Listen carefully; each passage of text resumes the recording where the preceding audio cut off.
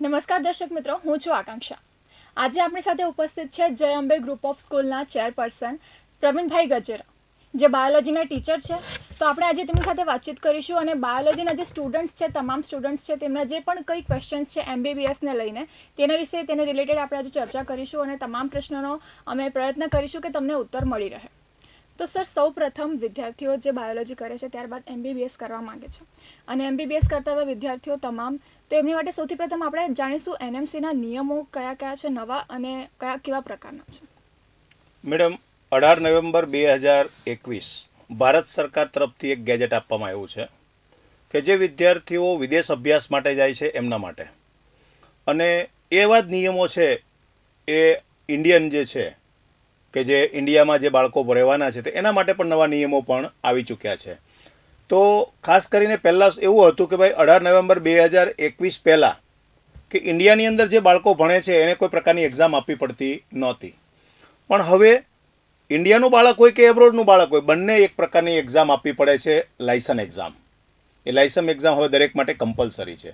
પણ ખાસ કરીને વિદેશ અભ્યાસ માટે જે બાળકો જાય છે એને કેટલાક નિયમોનું ધ્યાન રાખવાનું છે કે જે દેશમાં પોતે ભણવા માટે જાય છે એ દેશની અંદર 4.5 વર્ષનો MBBSનો કોર્સ હોવો જોઈએ, 1 વર્ષની અલગથી ઇન્ટર્નશીપ હોવી જોઈએ, સ્ટડી ઓફ ઇન્સ્ટ્રક્શન જે ભણાવવામાં આવે છે ફૂલ્લી ઇંગ્લિશમાં હોવું જોઈએ, અને ભણી લીધા પછી જે તે દેશની અંદર લાયસન લઈ અને ઇન્ડિયામાં આવે ત્યાર પછી જ ઇન્ડિયાની લાયસન એક્ઝામમાં એને બેસવા મળશે. તો સર, આ ટોટલી આખો સમયગાળો કેટલો હોય છે? સમયગાળો કોઈ પણ દેશની અંદર ભણવા જાય છે સમયગાળો ગવર્મેન્ટે નક્કી કરી રાખેલો છે કે ભાઈ 4.5 વર્ષથી નીચો નહીં ચાલે. 4.5 વર્ષથી વધારે હશે તો ચાલશે, પણ 4.5 વર્ષથી નીચેનો કોઈ સમયગાળો ગણતરીમાં લેવાશે નહીં, અને એ વિદ્યાર્થીઓની ડિગ્રી અમે માન્ય રાખીશું નહીં. તો આ તમામમાંથી સર વિદ્યાર્થીઓ માટે જો જોવા જઈએ તો બેસ્ટ ઓપ્શન એવું કહી શકાય તે શું? આપણે કહી શકાય કે ભાઈ કન્ટ્રી તો બહુ બધા છે અને વર્ષોથી વિદ્યાર્થીઓ વિદેશ અભ્યાસ માટે જઈ રહ્યા છે.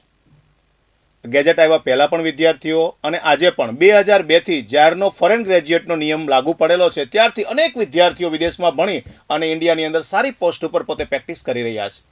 પણ ખાસ કરીને આપણે જો જોવા જઈએ તો બધા જ કન્ટ્રીની અંદર આપણે કહી શકાય કે એવું બેસ્ટ અને સારામાં સારું કન્ટ્રી કયું, તો આપણે કહી શકાય કે ભાઈ ઓસ્ટ્રેલિયાની બરાબર નજદીકમાં આવેલું તિમોર લેસ્તે, એક સુંદર મજાનો નાનો દેશ, 15 લાખની પોપ્યુલેશન, ક્રિશ્ચન કન્ટ્રી અને ફ્લુએન્ટ ઇંગ્લિશ સ્પીકિંગ કન્ટ્રી કહી શકાય એવા દેશની અંદર બાળકને ભણવા જવા માટે આપણે એક ઉત્તમ સ્થાન કહી શકીએ એમ છીએ.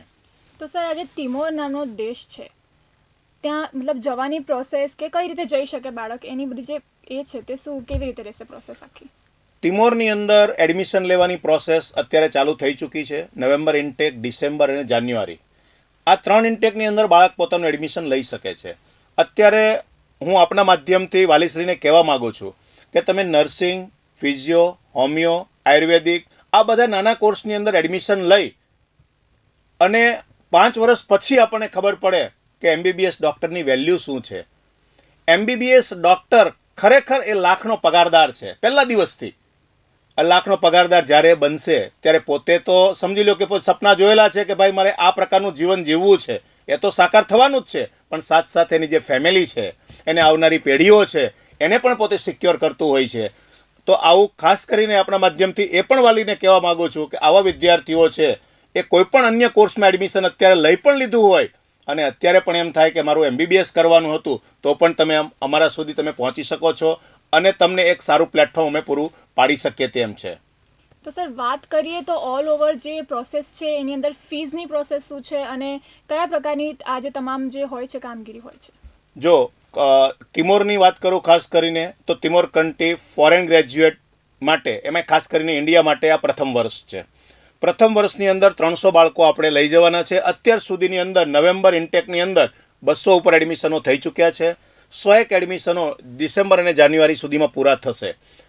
એડમિશન લેવાની પ્રોસેસમાં ખાસ કરીને કહીએ તો 9મું, આપણે 10મું અને 12મું આ 2 ધોરણની તમારી પાસે માર્કશીટ હોવી જોઈએ, પાસપોર્ટ રેડી હોય એટલે તમે તરત જ ફ્લાય કરી શકો છો ટાઈમ બગાડ્યા વગર.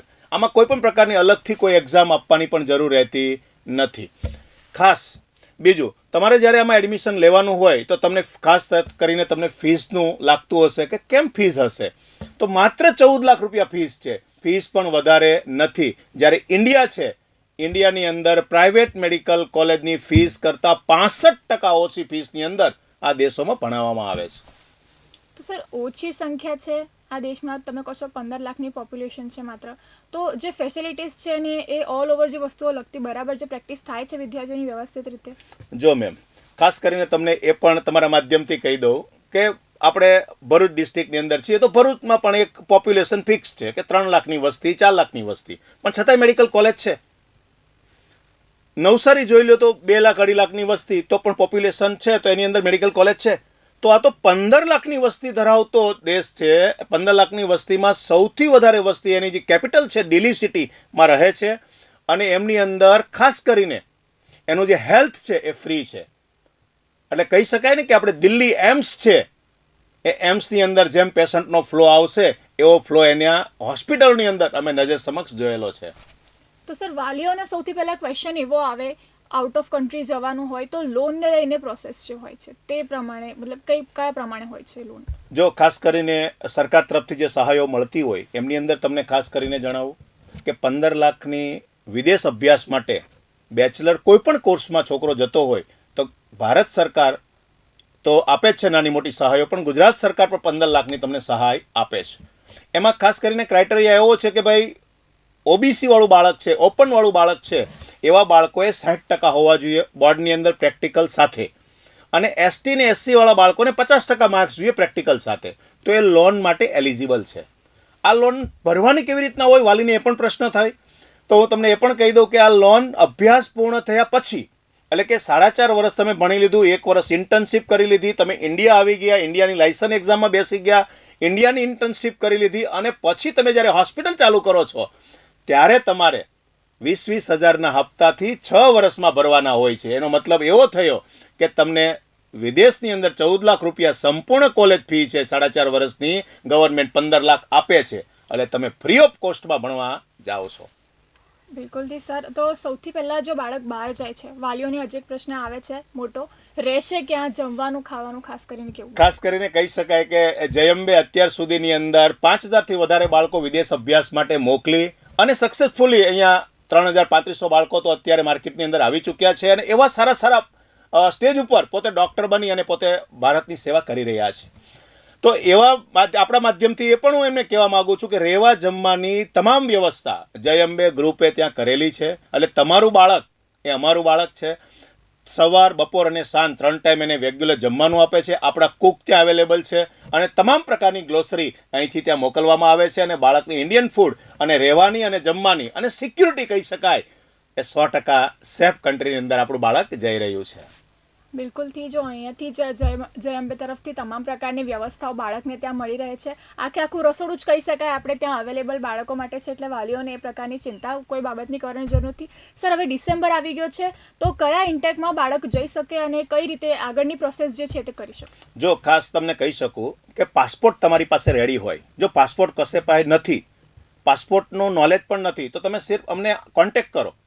કઈ રીતના પાસપોર્ટ કાઢવાનો છે, કઈ રીતના લોનનું ફોર્મ ભરવાનું છે, બધું જ અમે કરી આપીશું. તમે એબ્રોડનો વિચાર કરો એની તમામ જવાબદારી જયંબેની બનશે, કે તમારો પાસપોર્ટ કાઢવાથી માંડીને તમને ત્યાં લઈ જવાથી માંડીને ત્યાં વ્યવસ્થા પૂરી કરવાથી માંડીને ત્યાંના ઇન્ડિયન ટીચરો, ઇન્ડિયન કેરિક્યુલમ, ઇન્ડિયન બુક બધું સેમ ભણવાનું છે. તો હવે ચિંતા કરવાની જરૂર નથી. માત્ર એક કોલ કરી અને તમે સંપર્ક કરી શકો છો અને ચિંતામુક્ત થઈ શકો છો. બિલકુલથી સર, અમે સ્ક્રીન પર નંબર શેર કરશું દર્શકો માટે પણ, અને તમને એમબીબીએસને લગતા કાં તો બાયોલોજીને લગતા આગળના તમારા ફ્યુચરને લગતા એમબીબીએસના બાળકોને જે પણ કોઈ ક્વેશ્ચન્સ હોય, જે પણ તમારા મનમાં હજી કોઈ વસ્તુની ખાતરી કરવાની રહી ગઈ હોય તો તમે સ્ક્રીન પર આપેલા નંબર સાથે સંપર્ક કરી શકો છો અને તમારા દરેક ડાઉટ્સ જે છે તે ક્લિયર કરી શકો છો. Thank you so much sir, અમારી સાથે જોઈન થવા માટે અને આટલી સરસ અને સુંદર સરળ માહિતી આપવા માટે અમારી સાથે. Thank you ma'am, thank you.